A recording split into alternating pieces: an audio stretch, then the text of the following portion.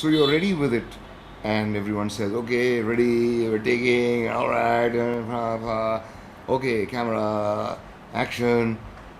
Oh, cut it, cut. We worship actors, Papa Ji. Our industry is run by a lot of leeches. With all our fancy Gibbs and Gibbs and God knows all grossly overpaid stars should not even be allowed in front of a movie camera.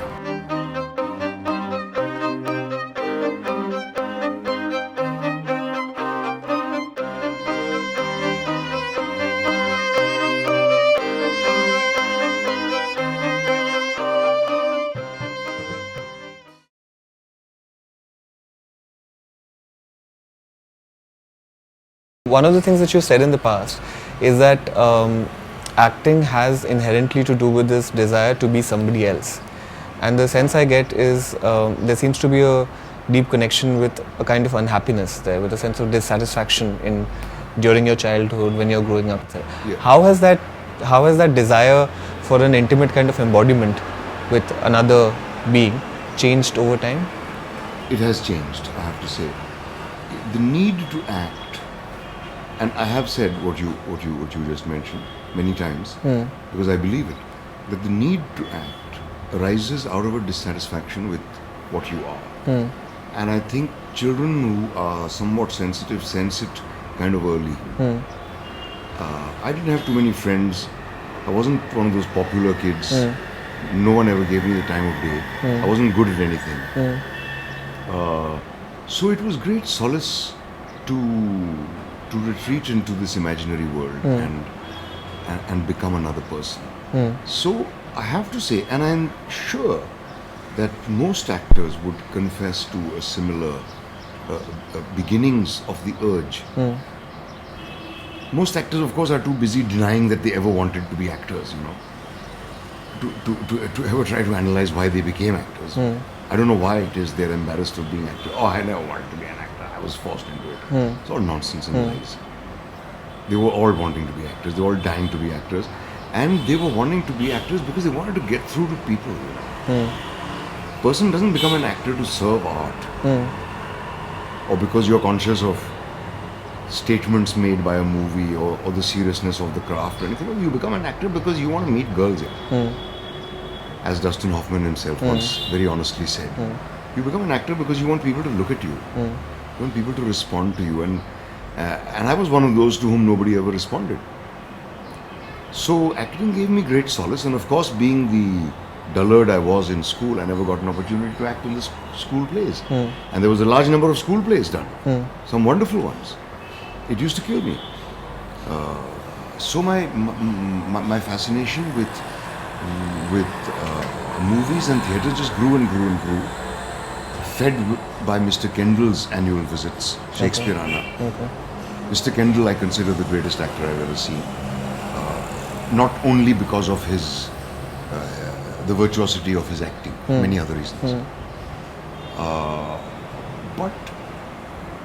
And as you said, I wanted to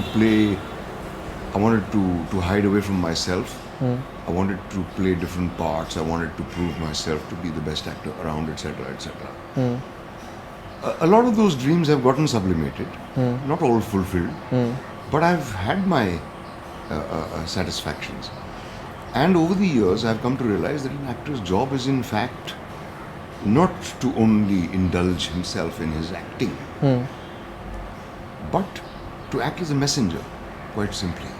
That's the role of the actor.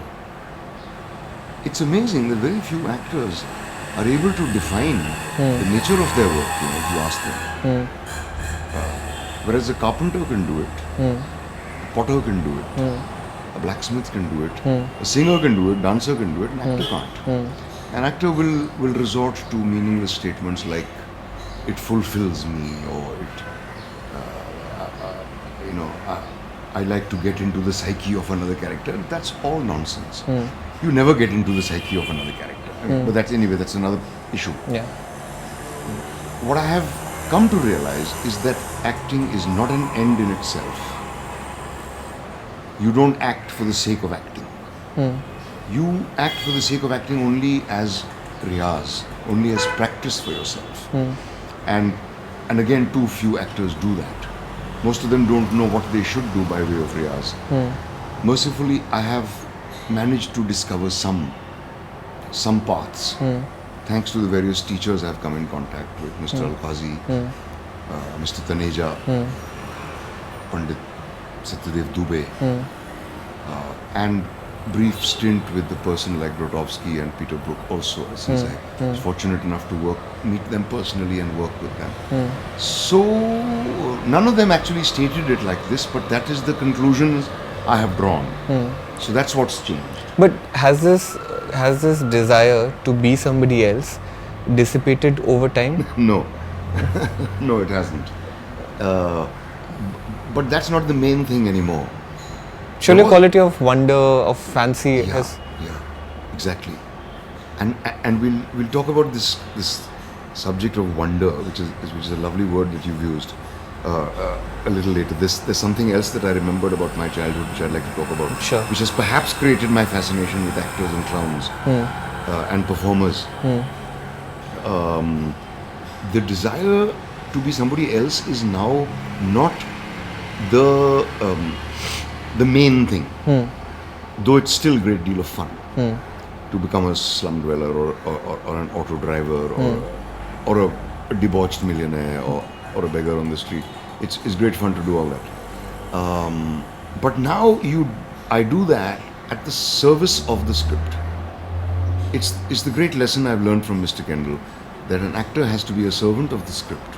His job is to communicate the script, and anything that obstructs the communicating of the script is bad acting.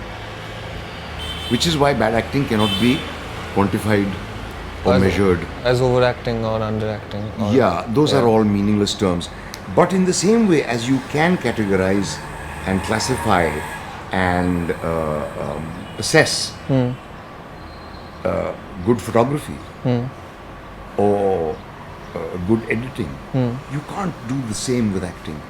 Every reaction to it is subjective, and every assessment of it is subjective, and the only successful acting, in my opinion, is that which gets the meaning across. Right.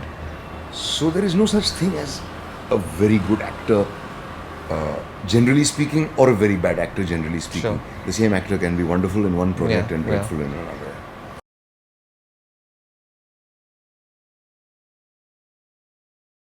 One film that you remember for its images? Butch Cassidy and the Sundance Kid. One film that you remember for its sound? The Silence, Bergman's. One film that you remember for its music? A film called I'm Jumping Over Puddles Again. Whose is it? It's a Czech film. Okay. I have forgotten the director's name.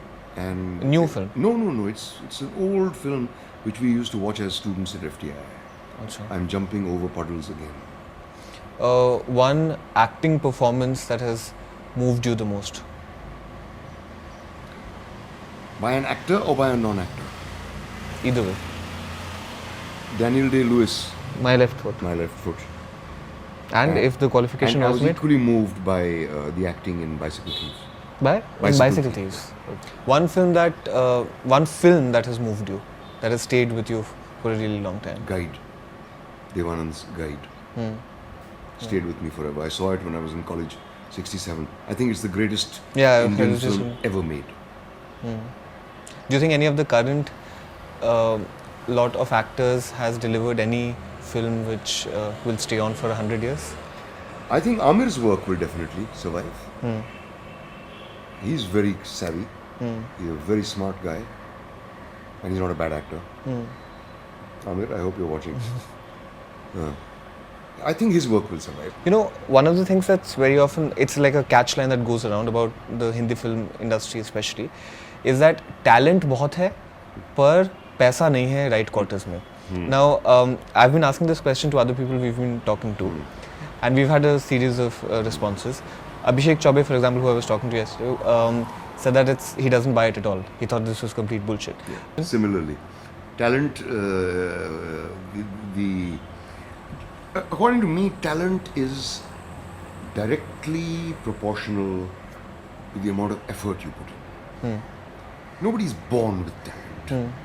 We are all born with abilities, which some of us lose. The ability to sing, for example, the ability to swim, the ability to bear your soul, the ability to have quick reflexes, whatever.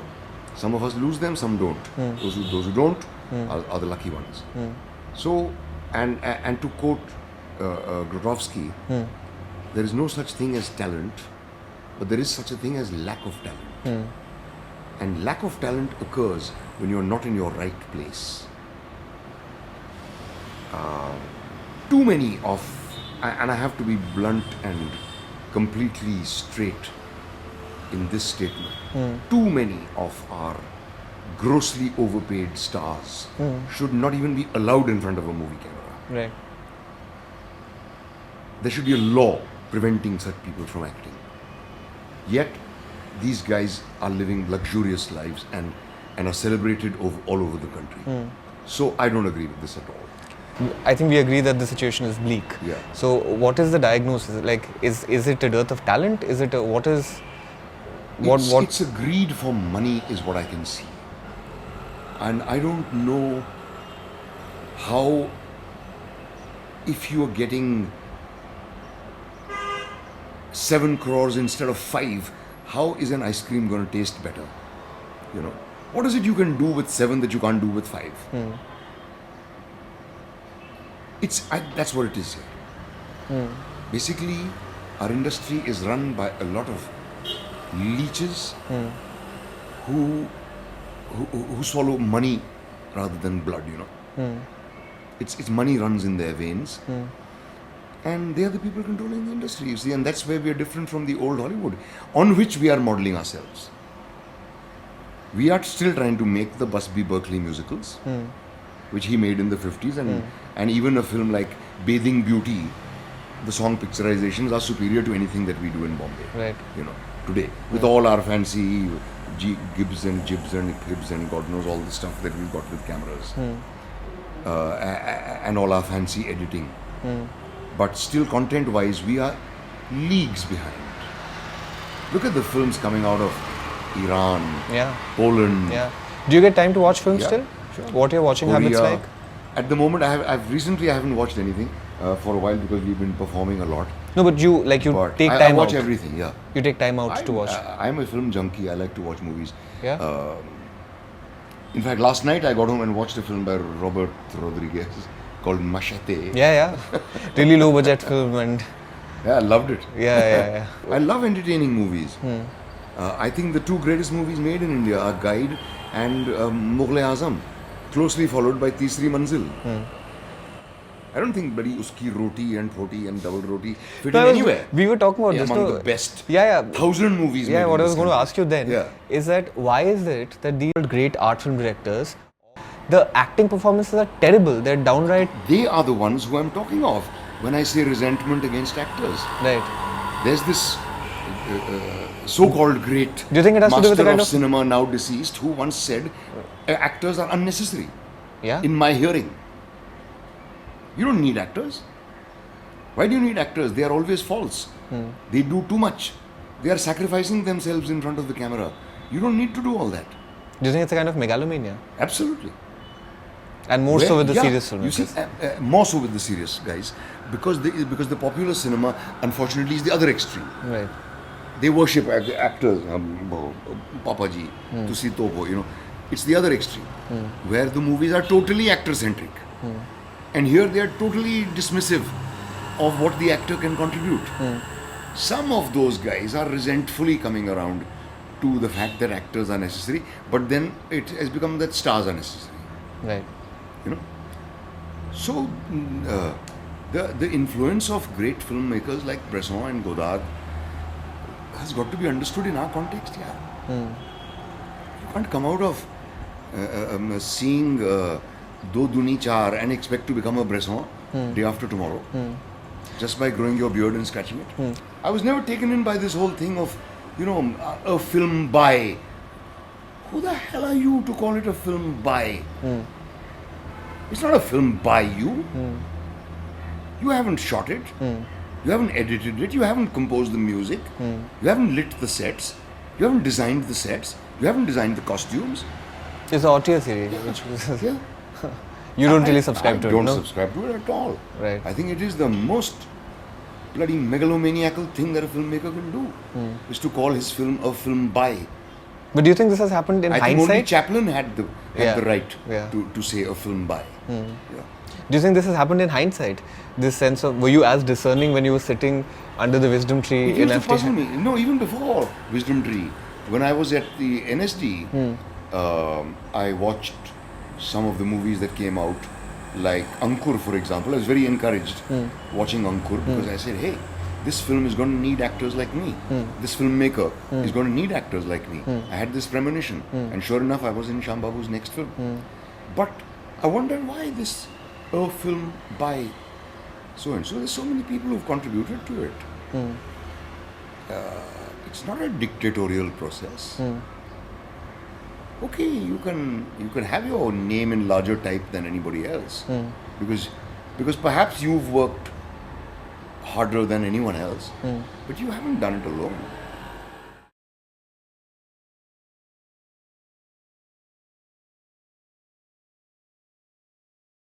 My approach to acting is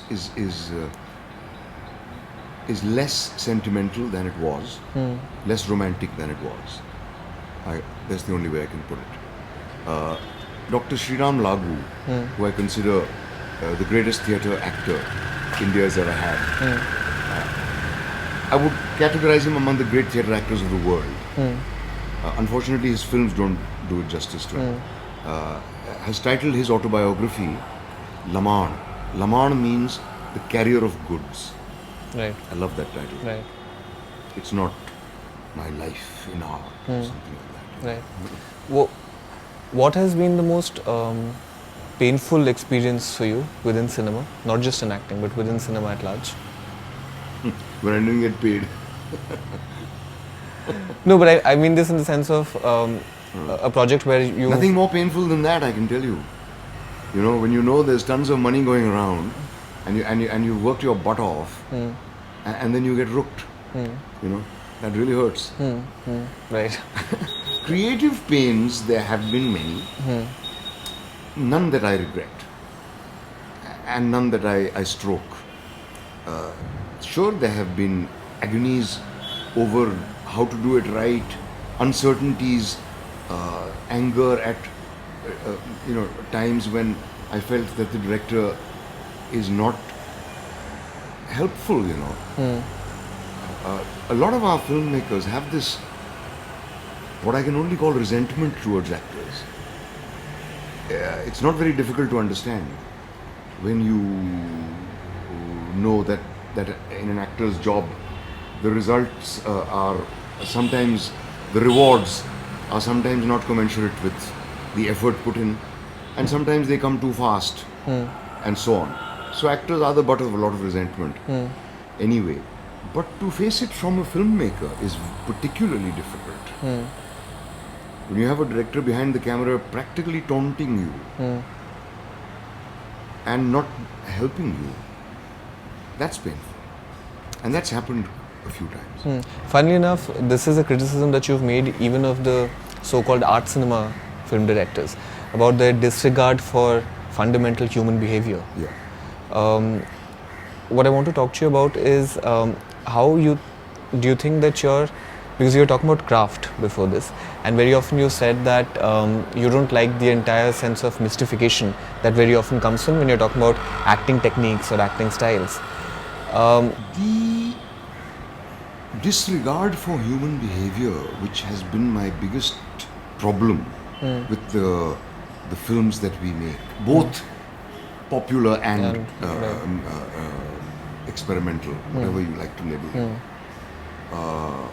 is just astounding. And what is even more staggering than that is, in most cases, the complete lethargy of not even bothering to think of original ideas. And the serious filmmakers are guilty of it too. Plagiarizing and stealing and so on and so forth. The kind of stuff they accuse the mainstream filmmakers of doing. A lot of them do the same. There's a star system among the small budget films as well. Sure. There always has been. You were called Amitabh Bachchan. I was called Amitabh Bachchan of parallel cinema, by a magazine called Trade Guide. The only difference was that Mr. Bachchan was smart enough to get his pound of flesh and I wasn't. I truly believed that we had an opportunity to destroy this monster of commercial cinema and replace it. Big mistake. And a lot of the young filmmakers, I was young then too, they were young. I worked with also had this notion, we have to fight against the industry. Over the years I've realized that's futile. You cannot knock down a mountain single-handed, and if you set about trying to do it, you're going to die before the job is complete. So why are we so resentful of the crores that the commercial industry rakes in? Sure. All these guys who started off in the 70s making movies they believed in, all jumped onto the bandwagon the first opportunity they got. Yeah. So somewhere there was an issue of commitment, there was an issue of integrity over there in the first place. But over the years I've realized that you've got to let the monster be. And if you can survive in your own field, you should give thanks. And if you're permitted to do what it is you want to do, you should give thanks. There was a time when I very much wanted to be a popular star, and I wanted to be known as much as any other actor and paid as much as any other actor and so on. Thank heavens, nature saved me from that fate. Also, you're getting ready for the shot and you're in an emotionally fragile state. An actor always is, And I'm not begging for sympathy for actors and saying they're special or anything. But to anybody who's listening to this, and to you also, I'll say, just try standing up in the middle of 10 people and reciting something. Jack and Jill went up the hill, Right. and you'll know what I mean. Right. That an actor is very vulnerable, and people take great joy in attacking him. Yeah. And so you're ready for this shot, and you're prepared. And in cinema, you can't fake the emotions. At least you got to find ways that it seems you're not faking it. On stage, you can fake it and get away with it. In cinema, you can't. The camera sees through to your soul. So you're ready with it. And everyone says, okay, ready, we're taking, all right, okay, camera, action. Oh, cut, and something or the other happens and something falls, and this tone of exasperation with which, this tone of utter disgust, you can't help but feel it's directed to you, Right. Because at that moment, the actor is the focus of everybody's attention. Right. The entire unit is focusing on him at that time. And so these are the various things that bug me about film acting. The disconnected nature of the work, the waiting, the not knowing whether you've done it right or not, the dependence on a million other factors in order to do well. And then you see the film at the end of it and you kick yourself and say, what the hell is this? A lot of the time. Not always, but a lot of the time. But theatre still brings me joy.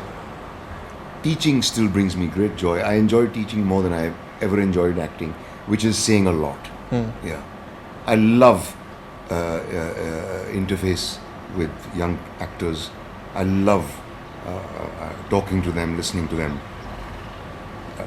looking at the dreams in their eyes, and yeah, it's just wonderful. And I like to use the term helping them to learn. I don't consider myself a teacher. I'm not a very learned man, but I try to help them to learn because I've met people along the way who helped me to learn. And there's only that much that you can do. So I'm careful never to take the credit for their achievements, because acting is learnt, it isn't taught.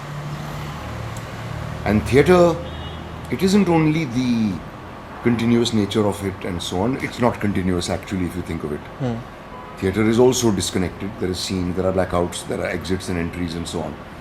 But the joy of connecting with living people rather than the joy of connecting with a camera. Connecting with a camera has its own compensations. How? What are the compensations?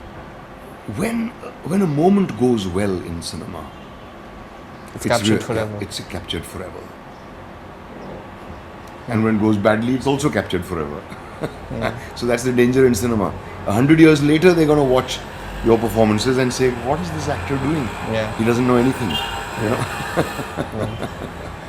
So I have to be careful that doesn't happen to me 100 years from now, which is why I'm being so cautious about my choice of work. And I'm definitely, the pot boilers are out. There's got to be something. There's got to be something in it for me to get my teeth into, and there's got to be something more in that film than just a great part for me. Right. That's how I look at my work.